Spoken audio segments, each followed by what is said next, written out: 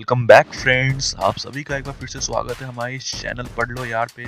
तो आज के इस वीडियो में हम लोग बात करने जा रहे हैं एक बहुत ही इंपॉर्टेंट टॉपिक के बारे में जिसका नाम है प्रियम्बल। मतलब हम हमारा प्रस्तावना। ठीक है, कैसे हुआ था और कैसे कैसे इसके आगे में सब कुछ बात करेंगे। तो चलिए इस वीडियो में बने रहे और शुरू करते हैं। तो सबसे पहले हम लोग जानेंगे कि जो प्रियम्बल होता है उस किसको बोलते हैं। तो प्रियम्बल मतलब होता है समरी या फिर इंडेक्स। आपका जो कोई इंडेक्स हुआ, समरी हुआ, संक्षेप में जो कोई चीज़ होता है, ठीक है, उसको हम लोग बोलते हैं प्रियम्बल। प्रियम्बल का सिंपल सा मतलब अगर समझना होगा तो समझिए किसी बुक का समरी। ठीक है, कोई बुक है उसका प्रियम्बल मतलब उस बुक का समरी। अब ये जो प्रियम्बल का जो थॉट था, ये जो प्रियम्बल का जो विचार था, ठीक है, विचार कहाँ से लिया गया था? ये लिया गया था हमारा यूएसए से लिया गया था। ठीक है, ये विचार जो है यूएसए से लिया गया था। तो ये चीज़ हम लोग को याद रखना है। और इसका जो लैंग्वेज और टेक्स्ट जो इस प्रियम्बल में यूज हुआ है वो कहाँ से लिया गया था? तो वो लिया गया था ऑस्ट्रेलिया से। ठीक है, ऑस्ट्रेलिया से लिया गया था, जो कि इस प्रियम्बल का जो लैंग्वेज और टेक्स्ट है इसमें। ठीक है, अब बात करते हैं कि प्रियम्बल को बहुत लोगों ने बहुत कुछ बोला था। तो उनमें से कुछ महान संत थे, ठीक है, महान आत्मा थे, जिन्होंने बोला था कि प्रियम्बल जो है वो हमारा सोल ऑफ द कॉन्स्टिट्यूशन है। क्या है? Soul of the constitution. ये किसने बोला था? ये बोला था पंडित ठाकुर दास भार्गव जी ने। पंडित ठाकुर दास भार्गव जी ने बोला था कि प्रियम्बल जो है हमारा सोल ऑफ कॉन्स्टिट्यूशन। ये आपको याद रखना है। और एक और ने बोला था कि जो प्रियम्बल है वो हमारा आइडेंटिटी कार्ड है। क्या है? आइडेंटिटी कार्ड है कॉन्स्टिट्यूशन का। तो ये किसने बोला था? ये बोला था आपको एन ए पलखीवाला ने। एन ए पलखीवाला ने क्या बोला था कि जो हमारा प्रियम्बल है वो हमारा आइडेंटिटी कार्ड है हमारे कॉन्स्टिट्यूशन का। अब जो प्रियम्बल में हम लोग को 9 इंपॉर्टेंट वर्ड्स है उसको हम लोग को याद रखना होगा, ध्यान रखना होगा। तो चलिए बारी बारी से उस पर बात करते हैं। जैसे कि सबसे पहले लिखा है we the people of India. तो we the people of India, we मतलब क्या होता है? हम। ठीक है, यूनिटी। तो ये किसको दर्शाता है? ये आपका यूनिटी दर्शाएगा, ये आपका एकता दर्शाएगा। ठीक है, और द पीपल ऑफ इंडिया यानी हम भारत के लोग। ठीक है, तो ये हमको याद रखना है। अब एक चीज और याद रखिए कि जो हमारा कॉन्स्टिट्यूशन है, ठीक है, जो हमारा कॉन्स्टिट्यूशन है उसमें उसका जो इंडेक्स है वो प्रियम्बल है। और प्रियम्बल के बारे में एक और फॉरेन, ठीक है, विदेशी विदेशी जो कार्यवक्ता थे उन्होंने बोला था कि जो हमारा हमारा जो प्रियम्बल है वो की नोट ऑफ कॉन्स्टिट्यूशन है। तो ये किसने बोला था? ये बोला था sir Ernest Barker. Sir Ernest Barker ने बोला था कि जो हमारा प्रियम्बल है वो की नोट है कॉन्स्टिट्यूशन का। ठीक है, अब जो हम 9 इंपॉर्टेंट वर्ड पे बात करते हैं तो सबसे पहला वर्ड आता है सोवरेन। ठीक है, सोवरेन मतलब क्या होता है? इसका मतलब होता है हिंदी में संप्रभुता। ठीक है, मतलब कि सुप्रीम ऑथोरिटी, सर्वोच्च अधिकार। ठीक है, तो सर्वोच्च अधिकार की अगर हम लोग बात करते हैं, सोवरेन की बात करते हैं, तो हम लोग ये देखेंगे कि जो हम लोग का भारत है, ठीक है, भारत है, उसके जो डिसीजंस हैं, अगर भारत कोई डिसीजन लेता है तो उसमें कोई भी दूसरी कंट्री जो है कोई इंटरफेयर नहीं कर सकती है। भारत अपना डिसीजन जो है क्या इंडिपेंडेंट लेगा। ठीक है, ये भारत, इसी का ये मतलब होता है सोवरेन, कि भारत जो है अपना डिसीजन क्या लेगा? इंडिपेंडेंट लेगा। कोई भी उसको उसके बीच में हस्तक्षेप नहीं कर सकता उसके डिसीजन में। ठीक है, तो सोवरेन डिनोट्स क्या हम लोग को डिनोट्स करता है? ये करता है सुप्रीम एंड अल्टीमेट पावर। ठीक है, तो हम लोग भारत किसी पे डिपेंडेंट नहीं है, भारत अपना क्या इंडिपेंडेंट है। ठीक है, ये सोवरेन का मतलब होता है, तो ये आपको समझ लीजिए। ठीक है, अब बात करते हैं दूसरा। तो अब हम बात करते हैं सोशलिस्ट के बारे में। सोशलिस्ट मतलब क्या होता है? सोशलिस्ट मतलब होता है समाजवाद। ठीक है, और ये जो है ये हमारा प्रियम्बल में कब ऐड हुआ था सोशलिस्ट वर्ड?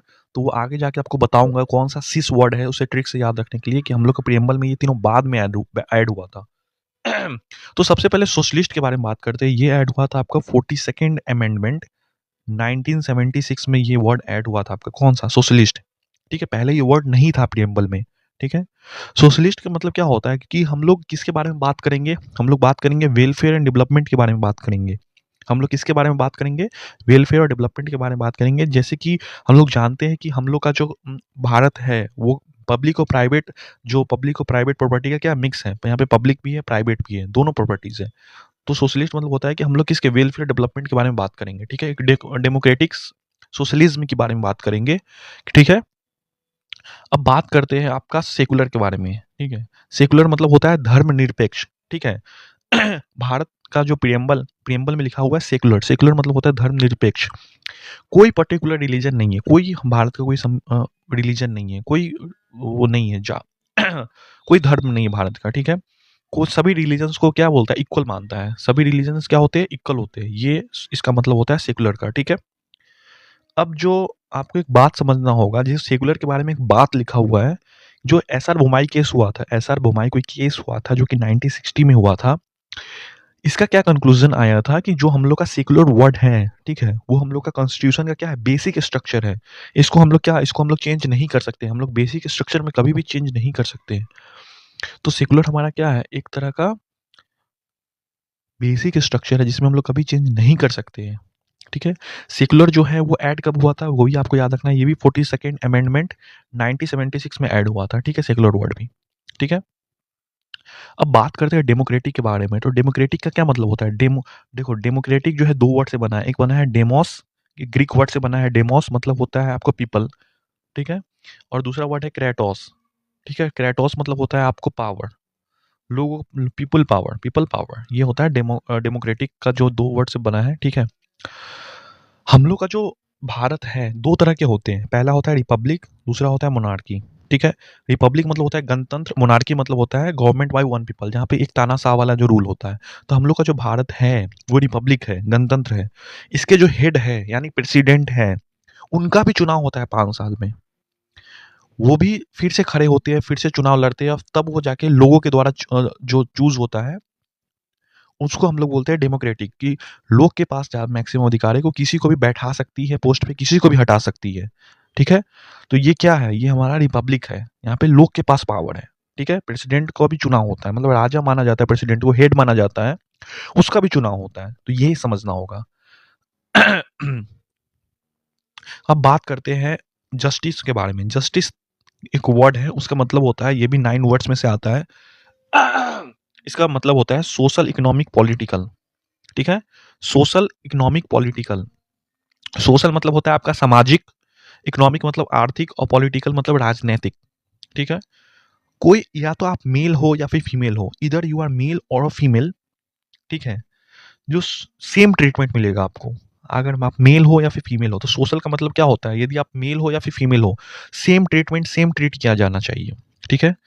इकोनॉमिक का क्या होगा, या फिर आप मेल हो या फिर फीमेल हो, सेम काम का सेम पैसा मिलेगा, ऐसा नहीं किसी को ज़्यादा मिल रहा है किसी को कम मिल रहा है, भेदभाव हो रहा है, ऐसा नहीं होगा। तो इकोनॉमिक का मतलब होता है सेम काम का, सेम जो आप काम कर रहे हो उसका सेम पैसा, इक्वल अमाउंट ऑफ मनी मिलेगा आपका। पॉलिटिकल मतलब क्या होता है, सेम पॉलिटिकल राइट्स होंगे, ऐसा नहीं होता है कि मेल को ज़्यादा फीमेल को ज़्यादा। तो इसका क्या मतलब होता है, जस्टिस में 3 आता है, सोशल, इकोनॉमिक, पॉलिटिकल, ये आपको याद रखना है, ठीक है। SEP, social, economic, political.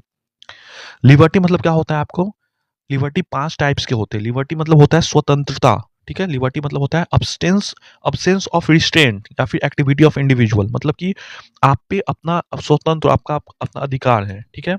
मतलब कि आप कुछ भी कर सकते हो, whatever you want to do you feel like that, ठीक है। ये हम लोग का लिबर्टी है, क्या प्रोवाइड करता है, ये प्रोवाइड करता है आपका opportunity for development of individuals. किसी भी व्यक्ति का जो विकास है, ठीक है, या फिर उसका जो अवसर है, वो प्रदान करता है कौन, लिबर्टी प्रदान करता है, यानी स्वतंत्रता। इसके भी 5 टाइप्स हैं, liberty of thought, liberty of expression, faith, belief and worship. मतलब आपको खुली छूट है, आपको स्वतंत्रता है, ठीक है, कि अपना आप सोच सकते हो, कुछ भी सोच सकते हो, कुछ भी आप एक्सप्रेस कर सकते हो, कुछ भी आप अभिव्यक्त कर सकते हो, ठीक है।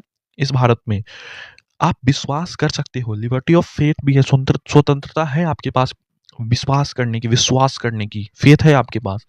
लिबर्टी ऑफ बिलीफ भी है, यानी आप भरोसे भी कर सकते हो, ठीक है। आप किसी पे भी भरोसा कर सकते हो, आप नहीं करो, आप पे आपकी मर्जी है, लेकिन आप लिबर्टी दिया हुआ है, ठीक है, प्रेम्बल में। और वर्शिप, पूजा पाठ की भी आपको पूरी लिबर्टी है, उसमें कोई रोक टोक नहीं है। अब बात करते हैं इक्वलिटी के बारे में। इक्वलिटी मतलब होता है कि absence of special privilege to any section, यानी इक्वलिटी मतलब होता है कि अगर किसी भी समाज का, किसी भी अर्थ का कोई व्यक्ति है, किसी कोई वर्ग है, उससे कुछ उसका जो अधिकार है वो हटा देना, खत्म कर देना, ठीक है, बिना किसी भेदभाव के सभी व्यक्ति को जो है वो अवसर मिलना चाहिए, ये होता है इक्वलिटी, बिना किसी भेदभाव के। तो ये आपको कोई स्पेसिफिक प्रिविलेज जो है अगर नहीं मिला आपको, तो वो आपका इक्वलिटी, आप इक्वल नहीं हो रहा, ठीक है। किसी को भी कोई स्पेशल प्रिविलेज ना मिले, सबको एक तराजू पे तौल के नापे, ये होता है इक्वलिटी। सबको सेम स्टेटस और अपॉर्चुनिटी मिले, ठीक है। अब बात करते हैं इंटीग्रिटी के बारे में। इंटीग्रिटी मतलब होता है अखंडता, अखंडता। ये होता है यूनिटी इन डाइवर्सिटी, मतलब अनेकता में भी एकता, ठीक है, ठीक है, ये होता है अनेकता में भी एकता। अब बात करते हैं फ्रेटर्निटी के बारे में। फ्रेटर्निटी मतलब होता है बंधुत्व, भाईचारा, सेंस ऑफ ब्रदरहुड, ठीक है। सभी जो हम भारत के जो लोग हैं वो सेम मिट्टी से जन्म लिए हैं, इस मिट्टी के हैं, और सभी में जो है एक ही मातृभूमि यानी सेम मदरहुड, बच्चों के सेम मदरहुड, मदरलैंड है जो हमारा ये भारत मदरलैंड है, तो हम लोग सेम मदरलैंड से जन्म लिए हैं, सेम मिट्टी से जन्म लिए हैं, तो हम लोग क्या आपस में भाईचारा वाला जो सेंस है वो दिखाता है कौन, फ्रेटर्निटी। ठीक है। अब आपको समझना होगा कि जो हमारा जो कॉन्स्टिट्यूशन है वो एडॉप्ट कब किया गया था, मतलब उसको अपनाया कब गया था कॉन्स्टिट्यूशन को, तो वो अपनाया गया था आपका 26 नवंबर 1949 को। ठीक है। इसी को हम लोग कॉन्स्टिट्यूशन डे के नाम से जानते हैं। क्या नाम से? कॉन्स्टिट्यूशन डे के नाम से जानते हैं, 26 नवंबर 1949। और ये इनैक्ट कब किया गया था, तो आपको एग्जाम में पूछेगा कि हमारा जो कॉन्स्टिट्यूशन है वो एडॉप्ट कब किया गया था, इनैक्ट कब किया गया था। तो एडॉप्ट जो है अपनाया कब गया था 26 नवंबर 1949 को, और इनैक्ट मतलब होता है लागू करना। लागू कब किया गया था, वो 26 जनवरी 1950 को किया गया था, 26 जनवरी 1950, जिसको हम लोग रिपब्लिक डे के नाम से भी जानते हैं। अब बात करते हैं 26 जनवरी 1950 जो है, ठीक है, इसमें क्या हुआ था, इसमें जो आपको मैंने बतलाया जो बदलाव हुआ था वो हुआ था 46 अमेंडमेंट 1976 में। हमारा जो प्रियम्बल है उसमें सिर्फ एक ही बार बदलाव हुआ था, वो कब हुआ था, 26 जनवरी 1950 में हुआ था। एक ही बदलाव हुआ था जिसमें कि 6 वर्ड्स पहले थे, ठीक है, उसमें बाकी 3 वर्ड्स और जोड़े गए थे। मैं आपको बताया कि 9 वर्ड्स थे, कौन कौन से वर्ड्स जोड़े गए थे ये एग्जाम में पूछते हैं, आपको याद रखना है। सोशलिस्ट, सेकुलर और इंटीग्रिटी, मतलब SIS, ये आप ट्रिक्स याद रखते हैं, सिस, सोशलिस्ट, सेकुलर और इंटीग्रिटी। ठीक है। 46 अमेंडमेंट 1976 में के तहत ये 3 वर्ड्स जोड़े गए थे, सोशलिस्ट, सेकुलर एंड इंटीग्रिटी।